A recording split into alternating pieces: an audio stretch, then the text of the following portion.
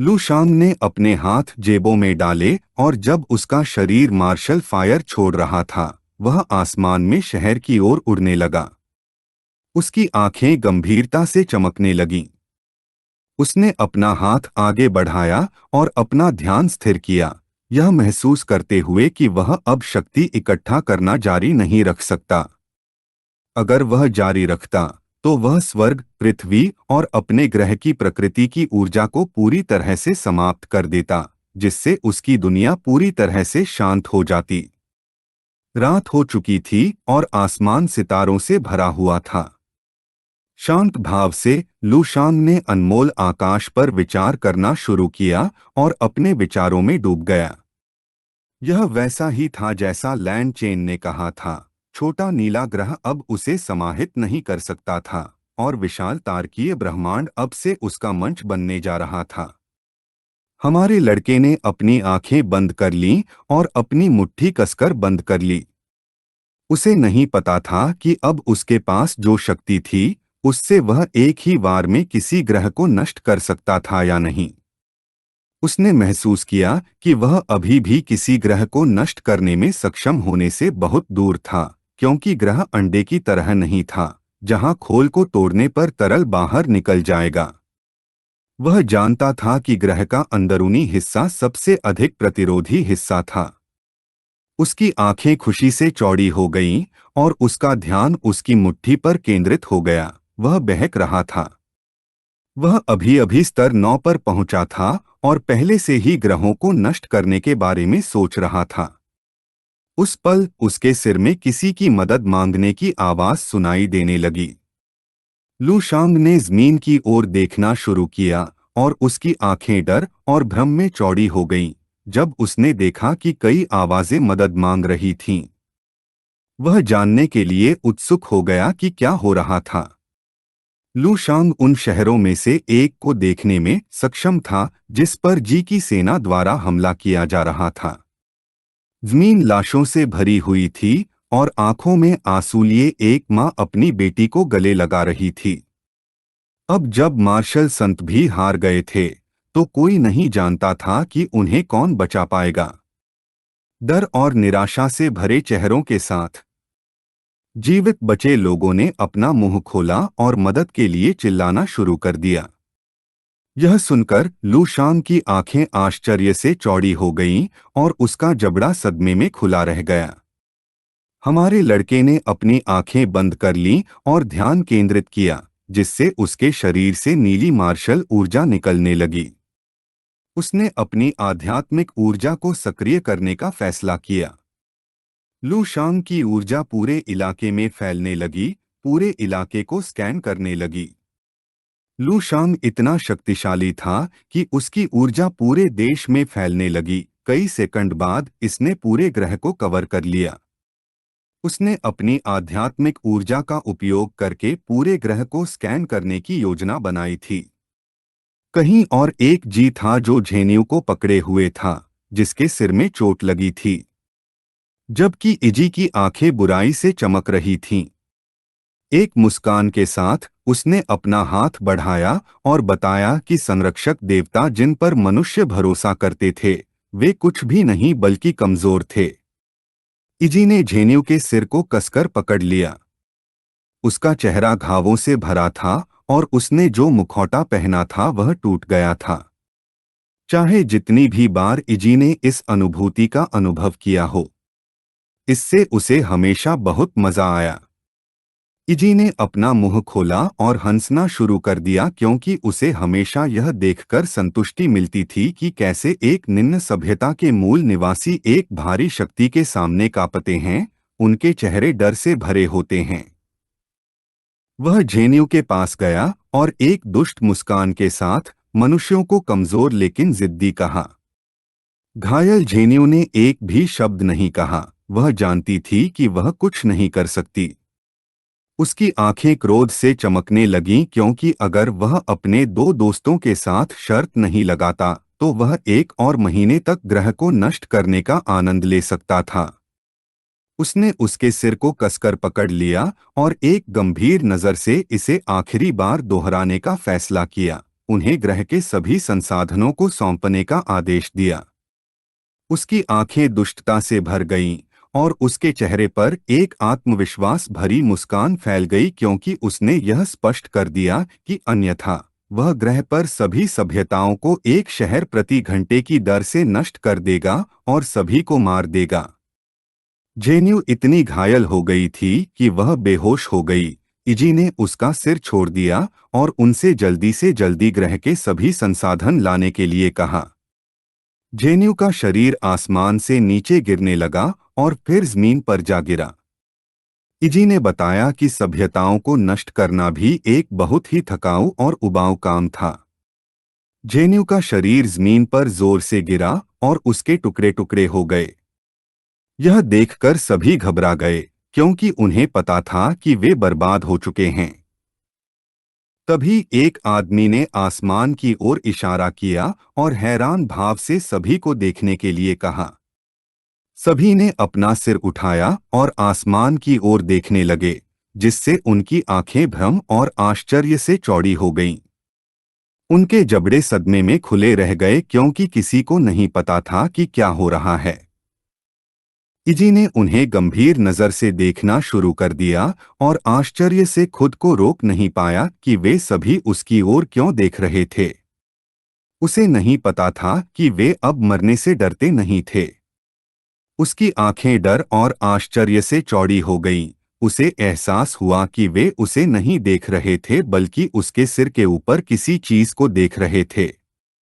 तभी मार्शल ऊर्जा का एक शक्तिशाली विस्फोट आसमान से इजी की ओर उतरने लगा। वह पलटा और यह देखकर उसकी आंखें भ्रम से भर गईं, जिससे वह स्तब्ध रह गया। ध्यान उस पर केंद्रित था। वह डर महसूस करने से खुद को नहीं रोक सका, क्योंकि उसे नहीं पता था कि क्या हो रहा है। उसकी आंखें आश्चर्य से चमकने लगीं और जब उसे एहसास हुआ कि यह ऊर्जा का विस्फोट नहीं बल्कि एक हाथ था, एक विशाल हाथ। सुनहरी ऊर्जा से बना एक शक्तिशाली मार्शल हाथ दिखाई दिया और उसकी तुलना में इजी की ओर उतरने लगा। इजी एक चींटी की तरह लग रहा था। वह भ्रमित था, क्योंकि उसे नहीं पता था कि इस ग्रह पर इतने शक्तिशाली व्यक्ति का अस्तित्व कैसे संभव है। जैसे ही हमला करीब आ रहा था, मार्शल स्पिरिट की उंगली बलपूर्वक इजी की ओर उतरने लगी। उसने अपने हाथों को अपने सिर के ऊपर रखा और एक उग्र नजर से महसूस किया कि मार्शल स्पिरिट बहुत शक्तिशाली थी। वह नहीं जानता था कि उपयोगकर्ता कौन था। अपनी सारी शक्ति का उपयोग करते हुए इजी ने हमले को रोकने की कोशिश की, लेकिन उसकी आंखें डर से चौड़ी हो गईं। वह मदद नहीं कर सका, लेकिन गुस्से में चिल्लाना शुरू कर दिया, क्योंकि वह हमले को रोकने में भी सक्षम नहीं था। हाथ से कई मार्शल ऊर्जाएं निकलने लगीं, जिससे इजी की तुरंत मौत हो गई। इजी क्रोधित था, क्योंकि अपनी मृत्यु के क्षण में भी वह नहीं जान पाया कि उपयोगकर्ता कौन था। पश्चिम के मार्शल का ध्यान मार्शल हाथ पर था और उसकी आंखें आश्चर्य से भरी हुई थीं। उसे विश्वास नहीं हो रहा था कि इजी, एक भयंकर और अजेय विदेशी आक्रमणकारी, एक पल में मर गया था। केंद्रीय जिले के मार्शल की आंखें खुशी से चौड़ी हो गईं। मार्शल हाथ ने इजी को ऐसे कुचल दिया था जैसे वह मच्छर हो। उसे नहीं पता था कि क्या हुआ था। दूसरे मार्शल का चेहरा पसीने और खुशी से भर गया था। वह आश्चर्यचकित होने से खुद को रोक नहीं सका कि क्या देवता वास्तव में मौजूद हैं। लेकिन उसने जल्दी से खुद को आश्वस्त किया कि वे मौजूद थे। उसे यकीन था कि एक देवता प्रकट हुआ था। जेड सम्राट बेकार नहीं खड़ा था और उन्हें बचाने आया था। मुस्कुराते हुए योद्धाओं ने अपनी मुट्ठियां उठाईं और इजी की मौत का जश्न मनाने लगे। और भले ही उन्हें पता नहीं था कि क्या हुआ था, वे खुश थे। जिन्यू, जिसका शरीर खून और घावों से भरा हुआ था, जमीन पर बैठ गई और एक हाथ उस पर टिका दिया। उसका ध्यान आसमान पर था और उसकी आंखें खुशी के आंसुओं से भर गई। उसे नहीं पता था कि लड़ाई इतनी अचानक कैसे खत्म हो गई। उसने अपना सिर उठाया और उसकी आंखें जिज्ञासा से भर गईं। उसे नहीं पता था कि इजी को किसने मारा था। आसमान में धुएं का एक पर्दा बन गया और जब वह गायब हो रहा था तो किसी की आकृति दिखाई देने लगी। कुछ ही देर बाद एक योद्धा दिखाई दिया और उसके ऊपर एक शक्तिशाली अग्नि फीनिक्स अपने पंख फड़फड़ाने लगा। योद्धा ने अपनी मुट्ठियां भींच लीं और चुपचाप जमीन की ओर देखने लगा। पहले तो उसने सोचा कि वह कोई देवता है, लेकिन फिर उसे एहसास हुआ कि वह आकृति काफी जानी पहचानी थी। जब उसे एहसास हुआ कि वह लुशेंग था तो उसकी आंखें आश्चर्य और आंसुओं से चौड़ी हो गईं। हमारा लड़का शान से जमीन पर उतरा और उसकी ओर चलने लगा। शांत भाव से लुशेंग ने उसका हाथ थामा, उसकी आंखों में देखने लगा और महसूस किया कि उसने बहुत कुछ सहा है। जिन्यू चुप रही, उसे समझ में नहीं आ रहा था कि क्या कहे। लुशेंग ने उसका हाथ थामा और उसे खड़ा होने में मदद की। घायल योद्धाओं का एक समूह उनकी ओर चलने लगा। बैंगनी बालों वाले आदमी का ध्यान लुशेंग पर था और उसकी आंखें आश्चर्य से भर गई थीं। उसे विश्वास नहीं हो रहा था कि लुशेंग ने इजी को बिना यह जाने मार दिया कि वह लेवल 9 पर पहुंच गया है या नहीं। लियू परिवार की हवेली में टीवी देख रही बहन की आंखें आश्चर्य से चौड़ी हो गईं।